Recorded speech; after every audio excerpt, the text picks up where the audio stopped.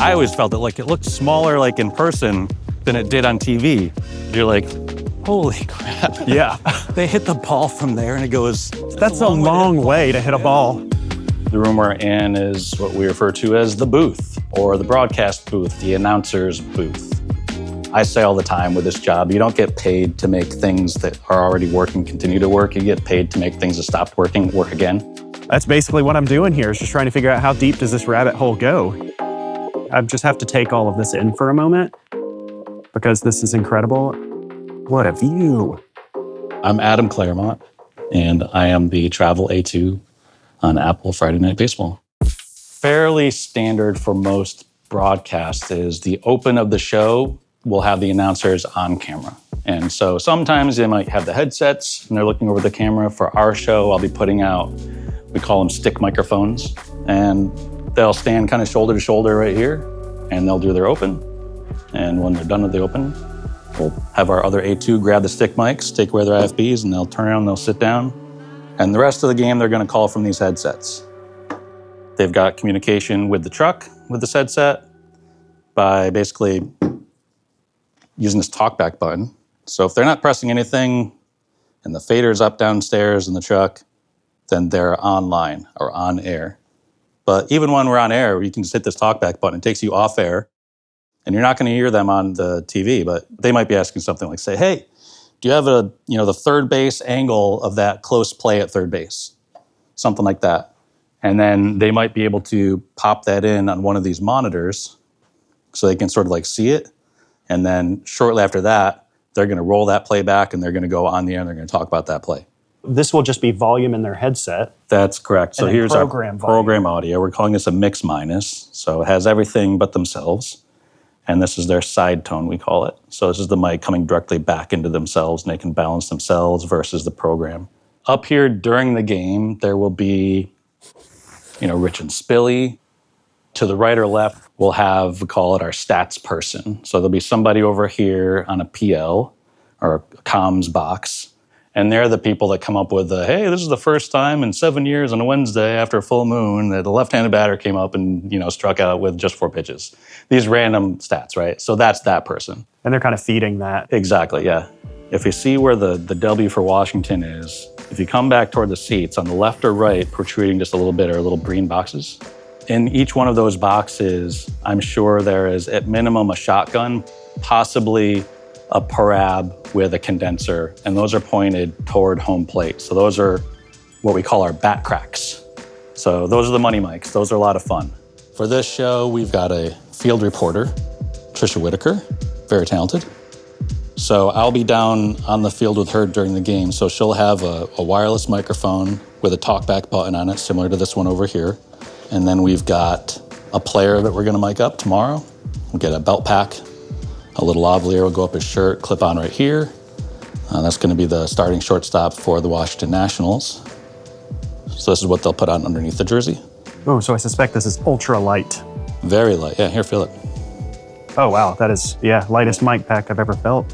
Yeah. Wow. Oh, even the mic capsule is tiny. Oh yeah, it's Countryman. Oh, wow, that thing is, very just small. For scale here, that is tiny. Yeah, it's like the size of a tick. Wow. So when we get these jerseys, there's a handy-dandy seamstress person, and we sew a pouch in the back of these that fits our transmitter. And then what we do is we take the rest of the lavalier. You can see we've sewn these little patches that we can put the lav right through here. So it goes in the back. And then I take the rest and I just bring it all the way through. And I don't even use a pop filter on that Countryman, on the Element. I'll leave it right in here because basically, what is this? Is this not a pop filter? Right, yeah. It's perfect. And it's right there in the center of their chest. So they'll wear this, pops in right here. The mic is exactly where you would want it to be. Mm-hmm.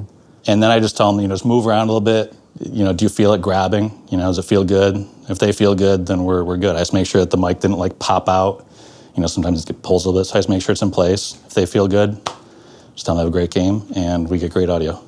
How do they feel about it traditionally? I think some probably enjoy it more than others. Some of them really enjoy it. Do they ham it up? Some of them will definitely ham it up. We've had players like request, can I be mic'd up, right?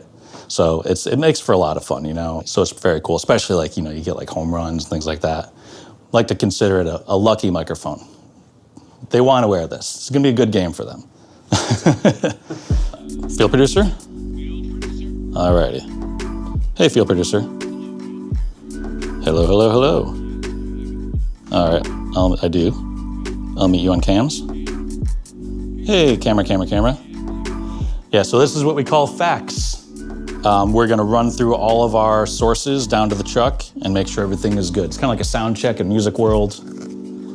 Hey, play by play. This is Rich. Would you like to fax with us? Yes. You wanna jump on our Spilly headset here? Yes. Put the boom on your left side. Want me to hold that for you? Yes. There you go. Okay. Ooh, I hear myself perfectly. Sounds amazing. Glenn? Oh, so we're gonna turn up your program here. Oh. And now Glenn can interrupt you. Okay. And this is your volume for you. There you go. Yeah, I hear you loud and clear. You sound great. So the bulk of the audio up here for us is gonna run through this switch. We send via Dante. So basically, this is what takes all your analog things and turns it into a digital thing to where everything is not so bulky and heavy. Yeah, or the other way around. We can send analog in here, we can send analog out here, and we can basically, those will send the Dante through this switch. Everything is going out fiber, connected to a panel in the wall, down, I couldn't even tell you how many feet. I'm sure well over 1,000 feet of fiber there's an IO behind our truck, and then we break it out there and connect it to the truck. And I assume that this right over here is what connects straight to that giant web of cables. Yep, those are called JBT panels. So that's our audio and video connectivity. And, as you can see, there's like a lot of different types of connections and different cables behind them. You're not an A2 unless you have one. I don't care what you call yourself. You need it. It's an essential piece of gear for every show. Hardly any circuitry in there, a lot of passive stuff, but you can get a speaker on there, you can use tone, send or receive. There's a microphone, a built-in microphone. So really handy. So what is it that you're running right now? Is that doesn't look like an audio thing, but maybe it is. This is an audio thing. It'll become an audio thing. This is an antenna. Oh, that's your RF antenna. That's correct. Okay, so it will be all the way for the field RF. Oh yeah. And this needs to from all the probably way up here, we're going to be receiving with two dome antennas, the transmitter downstairs, which will be our reporter, the two lavaliers, and that right there is our antenna to transmit to our IFB. So what is the dome? Yeah. So we use two of these for a diversity system. And basically this is just looking for the radio frequency that we're transmitting from below. We have coverage pretty much anywhere in the entire ballpark with line of sight. And honestly, with the PLs, like even a lot of places without line of sight.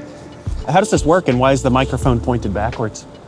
Well, the dish just sucks up all the sound pressure wherever it points. The bigger the dish, the wider and the more focused you can get. Think of like the angle and then extend that angle out a distance and all the sound pressure comes in and it gets focused right to the center, bounces directly into the microphone. For our show, we have a microphone on the umpire lavalier that'll be right here. I mean, that's the money right there because, he's about 5 feet away from the plate, right by the batter. So all of that, the catches, the grunts, the bat crack, like that's where we get the bulk of that sound from because he's just so close. There you go. So that's our pick. And by pick, so that's right out here. Yeah, we have a third base and a first base pick. So Glenn will ride those faders a lot more intently. So, if there's a play at third, maybe somebody's, taking off from second, deep stretch, and he'll bring that up to get, the ball to the mitt. Eventually, we're gonna take a shotgun, and that's gonna come and it's gonna point across the dugout. We call that a snoop. Let's say somebody, hits a home run and everybody's coming back in the dugout, high fives in here, awesome, awesome, awesome. So that microphone is right here to pick up that. What about just like crowd mics? Where are all those? So the crowd mic I can show you in the booth, and then they're gonna be on camera positions. So our booth is way up there. I have a booth crowd that I'm gonna stick out the window. And then we have our center field camera. Oh, I see it, right above the W. Yep, so that will be one of the surrounds. And then we'll have a camera at first and third. It's usually a mid, where would you be? Oh, there it is, yeah. So we'll have a VP88, that's a stereo microphone on that. Actually, that I can see that's already 2 right there. He's putting it on right now. And then it'll be the same place, third base side, which looks like just under the 130. You can see the camera bag. So those are our 5 crowd microphones. Say World Series, playoffs, big games, lots of eyes. What sort of additions would you have in those scenarios? Yeah, so they go wild at the playoffs, definitely the World Series. So you're gonna have a microphone in each base, first, second, and third. Oftentimes there's going to be something between the pitcher and home plate in the ground. You're going to have multiple microphones throughout the outfield in the ground, which is nuts. In the ground? Yeah, they're all RF microphones. They put them in little baggies. They pull up a little divot of the sod, tuck it under there, and just cover it up just a little bit. How does that work? Or is it like some omnidirectional? And what are you trying to pick up in a scenario in the outfield with it buried? Yeah, I mean, you're gonna get like impacts. You're gonna get, the vocalizations of the runners. So we'll also bring in a submixer. So the submixer is usually gonna be positioned someplace high so he can have a bird's eye view of the field. And he knows where the mics are within the field so he can sort of, follow those along and play along. And that submix goes to the A1. And they'll use that in conjunction with the rest of the effects mics. But they don't, because they've got so much else going on, there's just way too much to cover with one person. But yeah, I mean, you're talking in the teens, if not 20s, of extra mics in the field for a World Series game. Does anyone ever do anything on the mound or the pitcher? Yeah, again, postseason, they'll put something near the mound. Oh, like buried? Yeah, and same thing with the home plate, kind of point up toward the batter. But still in a way that if it was stepped right on, they wouldn't even be able to perceive it? I'm sure it gets stepped on, it gets messed up, yeah. Yeah. I mean, same thing with like the mics in the field. Like you might start with all your mics, but by the end of the game, you're not gonna have them all.